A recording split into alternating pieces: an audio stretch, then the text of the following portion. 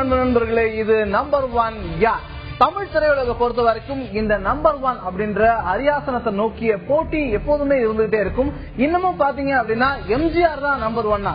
சிவாஜி அப்போ எந்த அளவுக்கு நடிச்சாரு அப்படின்ற கேள்வியில துவங்கி ரஜினியா, கமலா, விஜயா, அஜிதா, சிம்புவா, தனுஷா, இப்ப ஆர்யா முன்னாடி வராரா, சிவகார்த்திகேயன் முன்னாடி இருக்காரான்னு பல கேள்விகள் நமக்குள்ள இருக்கும். அந்த கேள்விகளுக்கெல்லாம் ஒட்டுமொத்த கேள்விகளுக்குமான விடை சாமானிய மக்களிடமிருந்து பெறப்பட்டு இந்த நிகழ்ச்சியில் நம்ம சொல்லிக்கிட்டு இருக்கோம். அதற்கு முன்னாடி பாத்தீங்க அப்படின்னா ஒரு சில முக்கியமான பேசிக்கான கொஸ்டின், தமிழ் சினிமா எப்படி இருக்கு, எந்த தளத்துல பயணிச்சிட்டு இருக்கு, ரசிகர்கள் எந்த நோக்கத்துல பாக்குறாங்க அப்படின்ட்டு பல விஷயங்கள் பேசிக்கிட்டு இருக்கோம். இன்னைக்கும் அது மாதிரி பேசுறதுக்கு நம்ம கிட்ட நிறைய கேள்விகள் இருக்கு. நம்மோட ஒவ்வொரு நாளும் ஒரு சினிமா எக்ஸ்பர்ட் இணைஞ்சிருந்து சினிமா குறித்த கருத்துக்கள் நம்மோட பகிர்ந்துட்டு இருக்காங்க. இன்னைக்கு நம்மோட இணைஞ்சிருக்கவருக்கு பாத்தீங்க அப்படின்னா பெரிய அறிமுகம் தேவையில்லை, பார்த்தாலே டக்குனு குழந்தைகள் வரைக்கும் கண்டுபிடிக்கக்கூடிய ஒரு நபர். அவர் பேரை சொல்றதை விட அப்படி சொன்னாலே எல்லாரும் கண்டுபிடிச்சிருவாங்க. நிகழ்ச்சிக்கு வரவேற்கிறதுல மகிழ்ச்சி அடைகிறோம். பாண்டு சார், நடிகர், பல ஆண்டு காலமா தமிழ் சினிமாவில் இருக்கக்கூடிய உங்களை நிகழ்ச்சிக்கு வரவேற்கிறது ரொம்ப மகிழ்ச்சி. நிகழ்ச்சிக்கு வரவேற்கிறது எப்படி இருக்கீங்க சார்? நல்லா இருக்கு. கண்டிப்பா நிறைய கேள்விகள் கேட்டிருக்கோம். நிகழ்ச்சி முன்னாடில இருந்து பாத்துட்டு இருக்கீங்க. ஒவ்வொரு கேள்வியுமே மக்கள் கொடுத்த பதிலின் அடிப்படையில் நம்ம பேசிட்டு இருக்கோம்.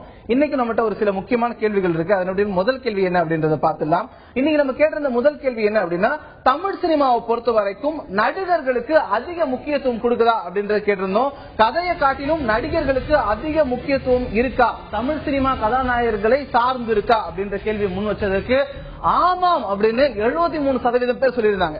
இது ஒரு பெரிய ஷாக். 73% பேர் தமிழ் சினிமா நாயகர்களை சார்ந்துதான் இருக்கு அப்படின்னு நினைக்கிறாங்க. கதையை விட கதையை சார்ந்துதான் இருக்கு, இது நாயகர்கள் எப்படி இருந்தாலும் பரவாயில்ல அப்படின்னு சொல்றவங்க 27% தான். இது குறித்து தான் நம்ம இன்னைக்கு பார்க்க போறோம். ஃபர்ஸ்ட் நம்ம இந்த 73ல இருந்து வருவோம். பாண்டு சார், இந்த 73% பேரை நீங்க எப்படி பாக்குறீங்க?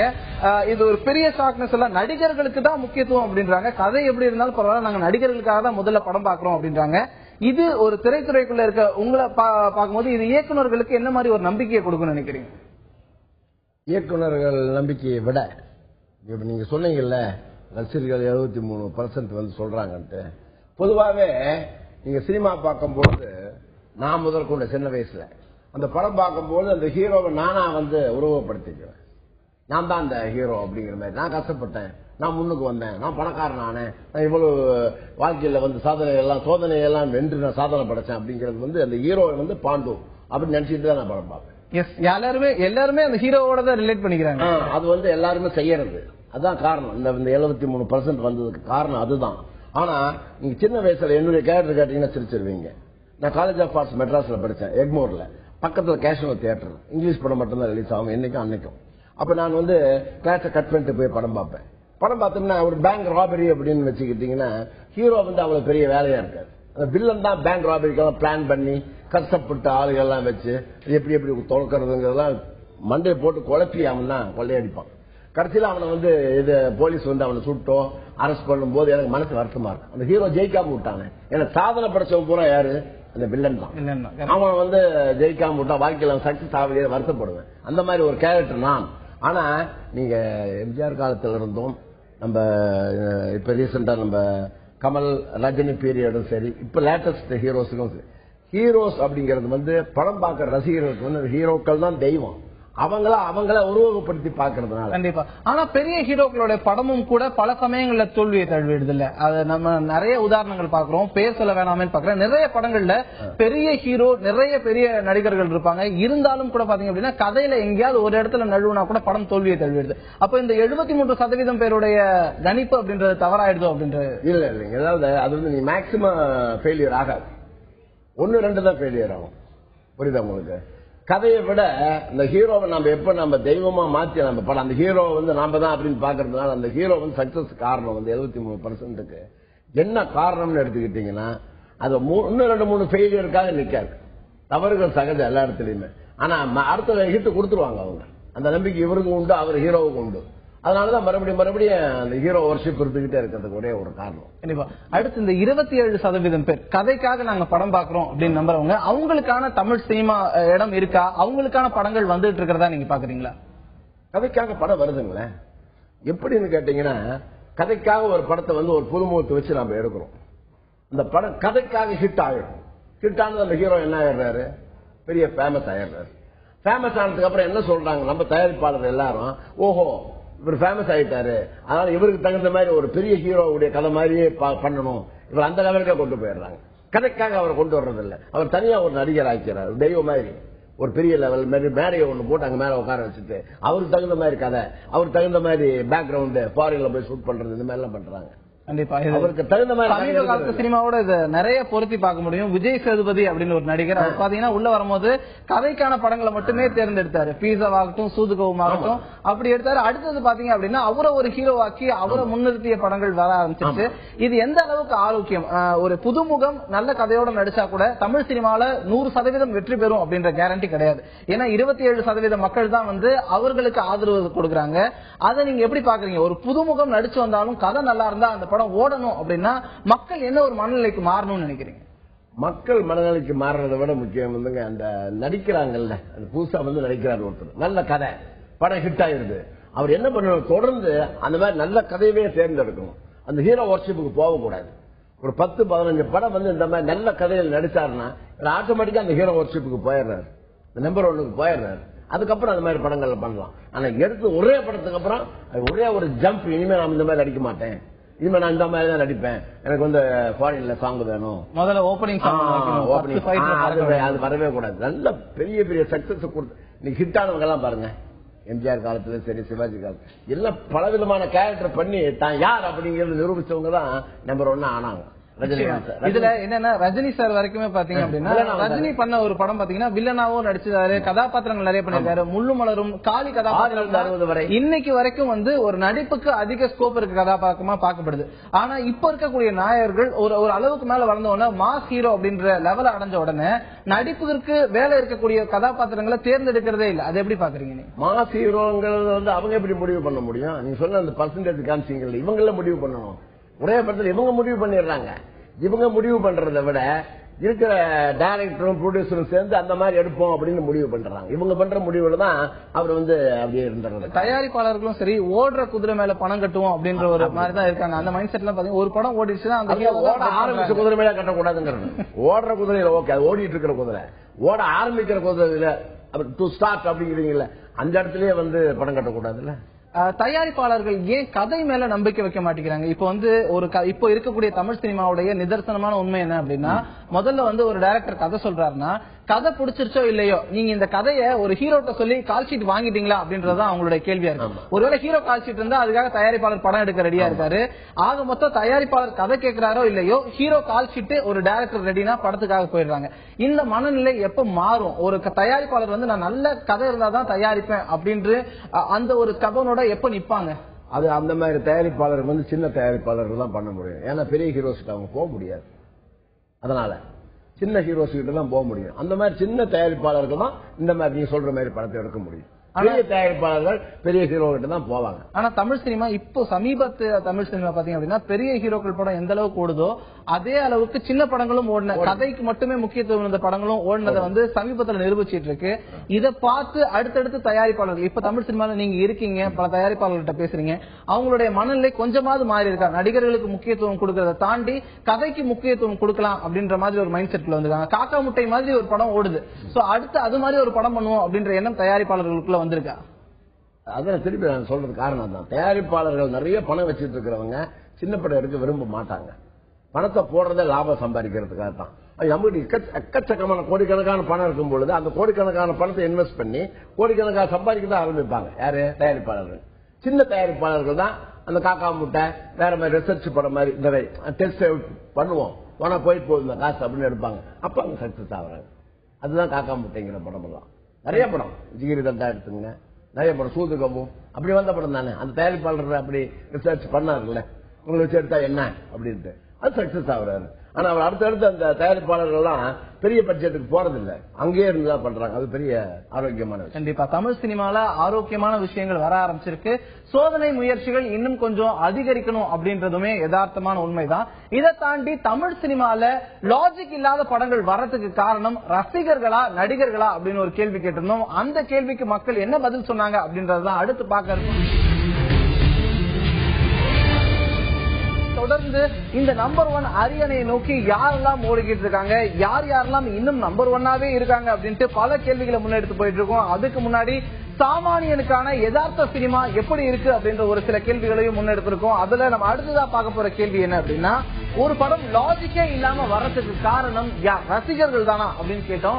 அதுக்கு லாஜிக் இல்லாத படங்களுக்கு ரசிகர்கள் தான் காரணமான்னு கேட்ட கேள்விக்கு 68% பேர் ஆமா அப்படின்னு இருக்காங்க. இதுல என்ன சந்தேகம், நாங்க கைத்தட்டுறதுனாலதான் வந்து லாஜிக் இல்லாத படங்கள் வருது அப்படின்றத 68% பேர் ரொம்ப ஹானரா ஒத்துக்கிட்டு இருக்காங்க. 32% பேர் இல்லவே இல்ல அப்படின்னு மறுத்திருக்காங்க. இதுதான் நம்ம அடுத்ததா பேச இருக்கிறோம். தமிழ் சினிமால ஆந்திர சினிமாவுக்கு அடுத்ததா பாத்தீங்க அப்படின்னா, ஒரு ஹீரோ அடிச்சு ஒரு 15 பேர் பறக்கிறது, ஹீரோவால எல்லாமே முடியும் அப்படின்றது, யாருமே இதுக்கப்புறம் அந்த பாம்பை ஒண்ணுமே பண்ண முடியாதுன்றப்போ ஹீரோ மட்டுமே பாத்தீங்கன்னா பல்லால கடிச்சு பாம்பை வந்து வெடிக்க விடாம பண்றது அப்படின்ட்டு பல லாஜிக் இல்லாத விஷயங்கள் வந்துகிட்டு தான் இருக்கு. இதுக்கு ரசிகர்களும் நாங்க தான் காரணம்னு ஒத்துக்கிறாங்க. ஃபர்ஸ்ட் இந்த 68% பேரோட மனநிலை பார்ப்போம். அவங்க என்ன மாதிரி படம் பார்க்கணும்னு வர ஆடியன்ஸ் 68% பேர் லாஜிக் இல்லாத படங்களையும் பார்ப்போம் அப்படின்றாங்க, ஹீரோக்காக மட்டுமே. சோ அவங்களோட மைண்ட் செட் எப்படி இருக்கிறதா நீங்க பாக்குறீங்க? 68% வந்து இந்த படம் பார்க்கறதுக்கு காரணம் என்னன்னு கேட்டீங்கன்னா, ஹீரோ வந்து அவங்க அடிக்கிற அடி நீ சொன்னீங்கல்ல 10 பேர் 15 பேர், இப்ப எல்லாம் 30-40 பேர் தான். 10-15 இப்ப இல்ல, இப்ப 30-40 பேர். அது அடிக்கிறது வந்து அவங்க அதிகமா அடிக்கிறதுக்கு காரணம் என்னன்னு கேட்டீங்கன்னா, இவங்க கை தட்டுறது அதிகமாக அடிபட்ட ஆட்கள் அதிகமாயிட்டே போறாங்க. இவங்க 2-5-6 பேர் மேல பறந்துகிட்டு இருப்பாங்க, இன்னும் சில பேர் ரொம்ப ஹைட்லயே போயிடுறாங்க அவங்க. அதுக்கு காரணம் இவங்க கை தட்டுறாங்கல்ல, அந்த போர்ஸ் வந்து அங்க வேலை செய்யுது. ஹீரோ அடியை விட இந்த கை தட்டலுடைய கிளாப் சவுண்ட் பாருங்க, அது அங்க வேலை செஞ்சு அந்த அளவுக்கு போயிட்டு இருக்கு. அடுத்தடுத்த படங்கள்ல என்ன ஆகுது அப்படின்னா, ஒருத்தவங்க மேல ஆனரே வச்சுட்டு கீழே எல்லாரையும் டீல் பண்ணிட்டு அடுத்தது வந்து அவனை அடிக்கிறாரு. அந்த அளவுக்கு வந்து தமிழ் சினிமா ஹீரோக்கள் போய்கிட்டே இருக்காங்க. இது வந்து ஒரு ஆரோக்கியமான விஷயமா? முதல்ல இந்த 68% பேர் ஆமா அப்படின்னு சொல்லியிருக்கிறது அவங்களுடைய அந்த நேர்மையை நம்ம பாராட்டினாலும் கூட, இது தமிழ் சினிமாவுக்கான ஆரோக்கியமான விஷயமா இருக்குமா? கிடையாது. அந்த காலத்துல நீங்க வந்து எம்ஜிஆர் படம் பாருங்க, சிவாஜி சார் படம் பாருங்க, அப்ப நம்ம கமல் சார் படம், ரஜினிகாந்த் படம், அப்ப பழைய படம் எல்லாம் பாத்தீங்கன்னா அந்த இதெல்லாம் இருக்கவே இருக்காது. ஒரு ஆள் அடிக்கிறது 2-3 பேர் வருவாங்க, அடிப்பாங்க, போயிடுவாங்க. எம்ஜிஆர் ஸ்வாட் ஃபைட்னு சொல்லுவோமே, அது வந்து அவரே சண்டை போட்டாரு, டூப் போட மாட்டாருன்னு சொல்லுவாங்க. அதெல்லாம் உண்மை. இவ்வளவு பேர் தான் அடிக்க முடியும். 4 பேர் 3 பேருக்கு மேல வால் சண்டை போட முடியாது, கத்தி சண்டை. இப்ப வந்து கத்தி சண்டை போடுறாங்க. அப்ப வந்து கத்தி சண்டை, இப்ப கத்தி சண்டை போடுறாங்க. சவுண்ட் தான் அதிகமா இருக்கு. சவுண்டிலே ஓடிடுறான் பாதி பேர் சகிக்க முடியாம. அந்த மாதிரி இப்ப sound effect digital sound effect இல்ல, இப்ப படங்கள் பாதி சவுண்ட் எஃபெக்ட், பாதி இந்த கேமரா சிஜின்னு சொல்றோம், கம்ப்யூட்டர் கிராபிக்ஸ், அதுதான் இப்ப படமே ரன் ஆயிட்டு. கண்டிப்பா காமிக்க முடியும் அத்தனை பேர் பறக்கிறதெல்லாம் உண்மையா வாழ்க்கை. அதே மாதிரி இந்த 32% பேரையும் கவனிக்கணும். அவங்க வந்து நாங்க வந்து யதார்த்தம் இல்லாத படங்களை கைத்தட்டி ரசிக்க தயார் இல்ல அப்படின்னு சொல்றாங்க. அவங்களுக்கு எத்தனை படம் வந்துருச்சு அப்படின்னு நினைக்கிறீங்க? இந்த ஆடியன்ஸ் வந்து மாஸ் ஆடியன்ஸை தான் தொடர்ந்து இயக்குநர்களும் டார்கெட் பண்றாங்க. அது ஏன் இவங்களை சாட்டிஸ்பை பண்ணா போதும் அப்படின்ட்டு ஒவ்வொரு ஹீரோவுமே, பெரிய ஹீரோவுமே இன்னைக்கு விஜய்க்கு படம் எடுக்கிறவங்களா இருக்கும், அஜித்துக்கு படம் எடுக்கிறவங்களா இருக்கும், அவங்கள ரசிகர்களை முதல்ல திருப்திப்படுத்துவோம் அப்படின்ற மனநிலையிலேயே படம் எடுக்கிறாங்க. அதை தாண்டி அடுத்தது சாமானிய ரசிகர்களுக்கான படம்லாம் அப்புறமா தான் யோசிக்கிறாங்க. இந்த மனநிலை எப்ப மாறும்? இந்த 32% ரசிகர்களுக்காகவும் எப்ப படம் எடுக்க ஆரம்பிப்பாங்க? இது வந்து அந்த காலத்துல இருந்து நடக்குது. இதுல பாத்தீங்கன்னா, நீங்க சோசியல் டிராமா வந்து வச்சு பண்றாங்கல்ல, இப்ப லேட்டஸ்ட் இந்த கதை அதெல்லாம் இல்ல. அந்த காலத்துல பாத்தீங்கன்னா ஏபி நாகராஜன் அவர் கடவுள் சம்பந்தப்பட்ட படம் எல்லாம் எடுத்தார். அதெல்லாம் பயங்கர ஹிட். அதுக்கப்புறம் நிறைய கடவுள் சம்பந்தப்பட்ட படம் நிறைய பேர் எடுத்தாங்க. KS கோபாலகிருஷ்ணன் எடுத்தாரு, ஏபி நாகராஜன் எடுத்தாரு, பல பேர் எடுத்துக்கிட்டே இருந்தாங்க. ALSல எடுத்தாங்க, கந்தன்கர், நிறைய படம் எடுத்துக்கிட்டே இருந்தாங்க. அந்த படம் எல்லாம் உங்களுக்கு ஹிட் ஆகிட்டே இருந்தது. அதே மாதிரி ஸ்டைல் வந்து இப்ப ரீசெண்டா தமிழுக்கு வந்துருச்சு. எப்படின்னு கேட்டீங்கன்னா, பேய் படமா இருக்கிறது. பேய் படம் பாத்தீங்கன்னா ஒரு படம் ஹிட் ஆனதும் எல்லாருமே பேய் படம். இப்ப பேய் படம் வந்து பெரிய ட்ரெண்ட் ஆகி பெரிய சக்சஸ். பேய் படம் தான் நீங்க எடுக்கணும் அப்படிங்கிற அளவுக்கு ஆயிடுச்சு. கண்டிப்பா எல்லா பெரிய ஹீரோக்களுமே கூட பேய் படத்தை வர நேரத்துல இன்னொரு கேள்வி, இந்த 68% லாஜிக் இல்லாத படங்கள் இருக்குல்ல, இதற்குள்ள பாத்தீங்க அப்படின்னா அந்த பேய் படம் தான் நடக்குது. ஏன்னா பேய் அப்படின்ற லாஜிக்கே இல்ல, ஒரு பேய் என்ன வேணா பண்ணும் அப்படின்றதையும் வந்து ரசிகர்கள். ஏபி நாகராஜன் சார் படத்துல அந்த காலத்திலேயே இந்த மாதிரி 68% காரங்க ரசிச்சது காரணம் தெய்வம். திடீர்னு வந்து நீக்கும் தெய்வம், திடீர்னு போயிடும், அசுரங்கள் அத்தனை பேரை அழிக்கும். தெய்வத்தை சொல்ல வர்றேன். இந்த தெய்வ படமும் இந்த பேய் படமும் சினிமாவை பொறுத்த வரைக்கும் பெரிய சக்சஸ். அதுக்கு காரணம் தெரியுமா உங்களுக்கு? நீங்க ஒரு பேங்க் மேனேஜர், ஒரு சாதாரண கவர்மெண்ட் சர்வெண்ட், அப்புறம் தோட்டத்தில் வேலை செய்யற தொழிலாளி, இப்படி காமிச்சீங்கன்னா நம்ம கம்பேர் பண்ணுவோம். இப்ப இருக்கிறாங்க, எல்லாருமே இருக்கிறாங்க வாழ்க்கையில, அதான் பார்த்துட்டு இருக்கோம். நீங்க தெய்வத்தை நீங்க பாத்துருக்கீங்களா? இல்ல, யாருமே பார்த்தது இல்ல. சோ நீங்க என்ன வேணும் நீங்க காமிக்கலாம். அந்த படம் வந்து கண்டிப்பா எல்லாத்துக்கும் பிடிக்கும். ஏன்னா ஒண்ணுமே தெரியாது, எல்லாமே மிராக்கிள் தான். அதே மாதிரி பேய் யாரு பார்த்துருக்காங்க? பேய் யாரும் பார்த்தது இல்லை. அது பேயை வச்சு என்ன வேணா பண்ணலாம். பார்க்காத ரெண்டையும் வச்சுக்கிட்டு நீ சினிமா ஓடிட்டு, அப்ப தெய்வம் ஓடிச்சு, இப்ப பேய் ஓடுது.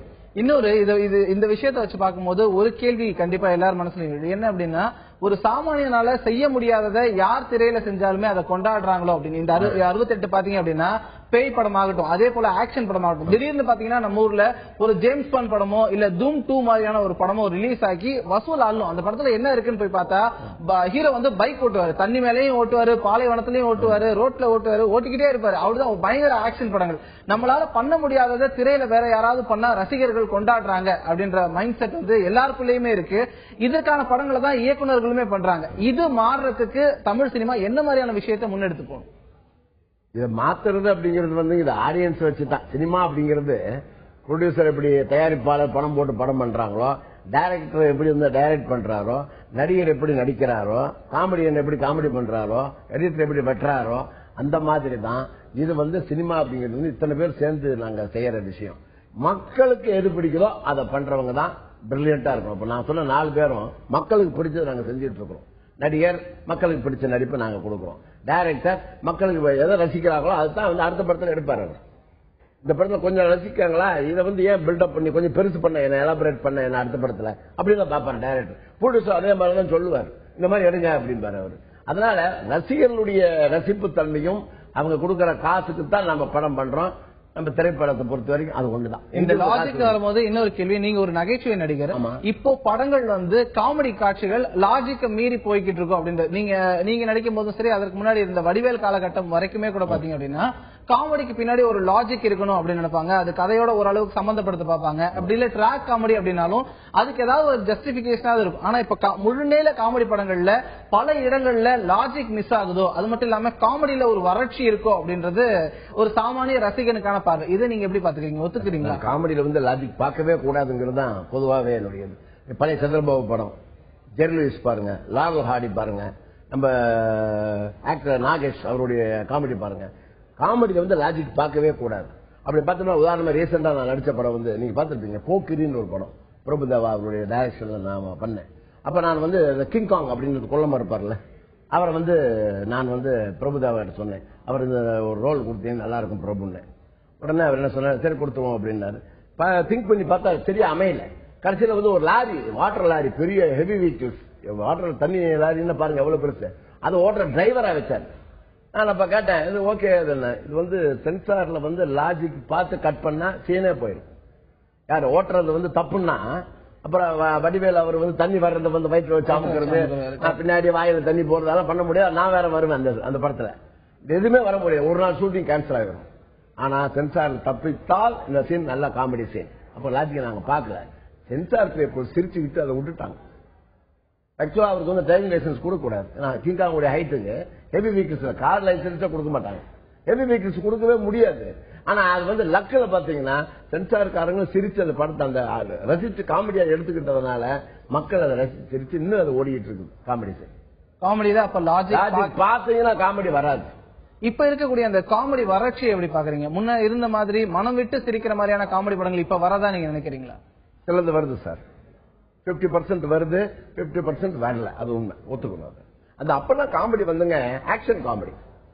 நீங்க பழைய தங்கவேலு டயலாக் காமெடி, சுள்ளிராஜன் டயலாக்கள் நல்ல காமெடி அவருக்கு, புரியுதா உங்களுக்கு? அப்ப காளியன் ரத்னம் டயலாக் காமெடி, NS கிருஷ்ணன் வந்து டயலாக் காமெடி. அப்படியே அவர் சந்திரபாபு மாத்தினார், ஆக்ஷன் காமெடி.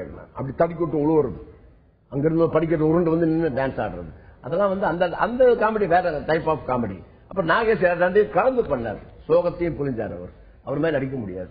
அப்புறம் அடுத்தது வந்து நம்ம கமண்டமணி செந்தில், அது பியூட்டிஃபுல் காமெடி, அது வேற ஸ்டைல். ஸ்டைல் தான், ஒவ்வொரு காமெடிக்கும் ஸ்டைல் மாறிக்கிட்டே வந்தது.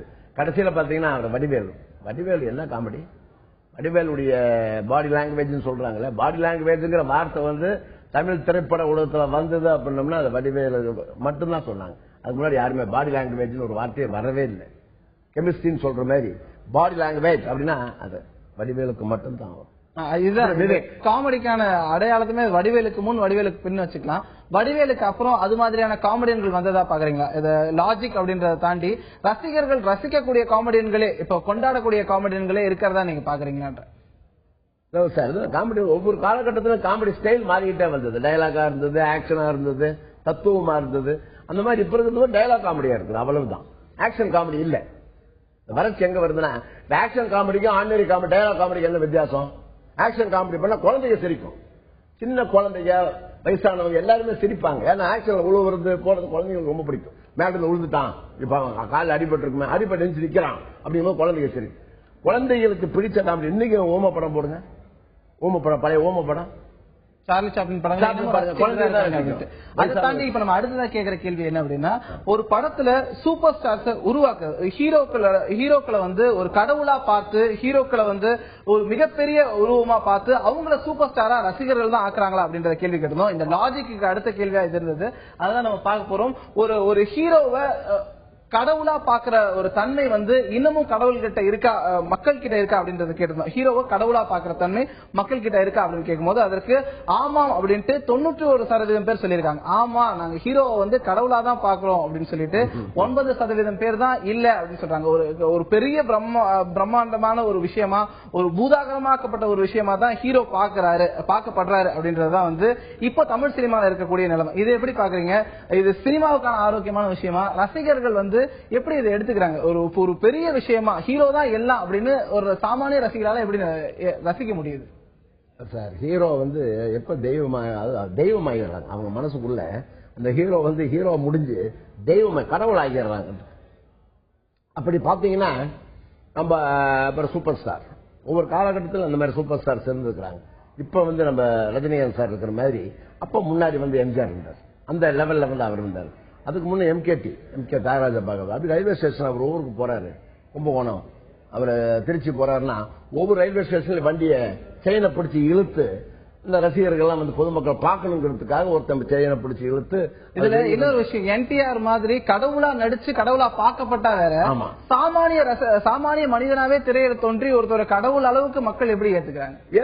கடவுளா நடிக்கல, அவர் கடவுளாவே நடிச்சார். என்ன அவர் கிருஷ்ணலா நடிச்சாரு, இந்திரனா நடிச்சாரு, சிவனா. அவர் கடவுளா நடிச்சதுனால அவர் கடவுளா ஏத்துக்கிட்டாங்க. இங்க நம்மளால கடவுளா நடிச்சிருந்தா அவரு நடிக்கலாம்னாலும் எங்களுக்கு ஒரு கடவுள் தான் அப்படின்னு முடிவு பண்றாங்கன்னா அந்த ஹீரோ மேல மக்கள் வச்சிருந்த மதிப்பும் மரியாதையும் அந்த பக்தி தான் காரணம். கண்டிப்பா உங்களுடைய பெரிய ஷெட்யூலுக்கு நடுவுல வந்திருந்து நிறைய கேள்விகளுக்கு ரொம்ப அழகா பதில் சொன்னீங்க. நிறைய கேள்வி நீங்க கேட்கவே இல்லை, 3 தான் கேட்டீங்க.